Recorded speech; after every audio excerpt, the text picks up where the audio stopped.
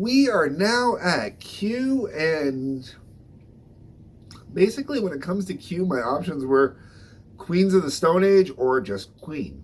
Um, and I don't really have an accurate number of albums from either, I think, to do a proper description, but I really didn't want to skip doing another letter. I've already skipped 4 letters already for this reason. And with Queen, I have enough greatest hits or live or here and there that I felt I could put together an accurate representation of what I would put on my top 10 anyways. But that being said, um, some of the songs off here are not available on any of their best ever greatest hits packages, and they're off the News of the World album. So that tells me that there are going to definitely be songs off of those individual albums I'd probably like better than just what I would find on their best of packages or greatest hits or classics or whatever. So let's get into this. All right, so we have the classic Queen album. That would be the blue covered album that they released in '92.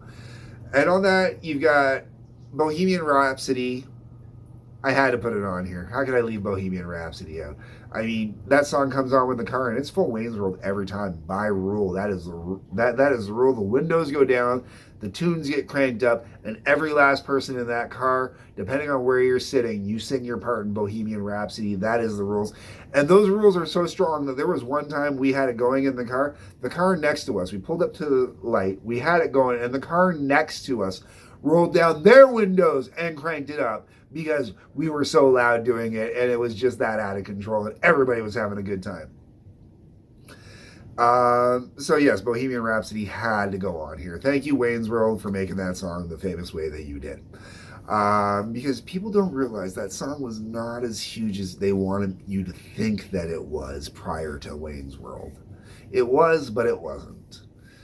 Then you got Who Wants to Live Forever. All right, so this is on here because of my love for Highlander.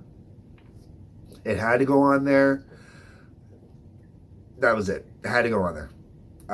Then you got The Show Must Go On. If I remember the story correctly, this was the very last song Freddie Mercury recorded before his passing away, unfortunately.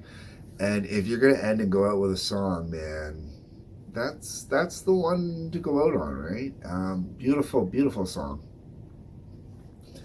From there, we go into Queen's Greatest Hits, which would be the burgundy maroon kind of looking album cover released in '92. So we got Killer Queen, and I really struggled with Killer Queen, but not in the way you thought. I couldn't make up my mind if I wanted to use the one off the album or if I wanted to use the live version. I opted to go with the one off the album because I don't know if the live one is truly live or if there's some studio trickery in there as well, because a lot of bands did use some studio overdubs of that on live albums.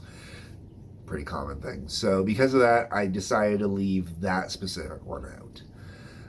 Next 2 songs are both off of News of the World. Now, my version of News of the World is actually the re-release from, I think it was like '92 as well. So they were actually kind of up, musically, it was tweaked a little bit. Not fully digitally remastered like they do nowadays, but it would have been analog to digital transference remaster. And for that, we Get Down, Make Love. Such a good song, man. I love Get Down, Make Love. I think it's one of those songs. I don't understand how it's not generally included in greatest hits packages. That one actually confuses me to this day. And then Sheer Heart Attack, which is another one where I'm always surprised that it's not usually in greatest hits packages because, or best ever classics or whatever, because it really is a great tune, you know, like maybe not a greatest hits, but it's definitely a classic, or it's definitely, you know, a best of. At least to me it is. I mean, just blistering good song. And then back to the classic Queen, I threw in Under Pressure because, you know, David Bowie, man. Hell yeah. I'm going to put that on there. Great tune. And then going back to the Greatest Hits album, I included this, even though it's being removed from Greatest Hits albums, it seems. But for kids, I understand why. Fat Bottom Girls. I love Fat Bottom Girls. I'm sorry. I think it's a good song. I think it's really enjoyable and I really get into it. And then the follow up to Fat Bottom Girls, because I love, you have to have them going back to back on the great tunes. Bicycle Race. I love Bicycle Race. I don't care what people want to talk shit about Bicycle Race. I think it's a good tune. And then the very last one, I did take off of their Live Killers album, and it's because it's the only way I know of that this version of the song was released, and it's We Will Rock You, but not the Stomp Stomp Clap We Will Rock You that we're all familiar with, that everybody knows from the games, that basically just has a guitar solo in it. This is the actual properly written musical version of it. It's actually a little bit higher octane and a little bit more speed on it.